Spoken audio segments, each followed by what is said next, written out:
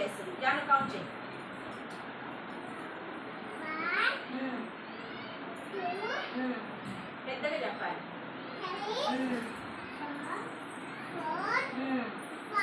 5 6 7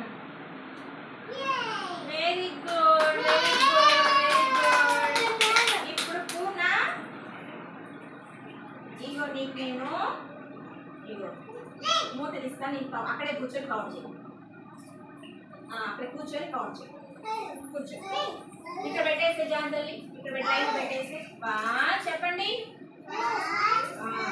సరే ఇప్పుడు పూర్ణ కౌంట్ చేసిన తర్వాత చెప్పుకుంది. పూర్ణ నువ్వు కౌంట్ చేయి.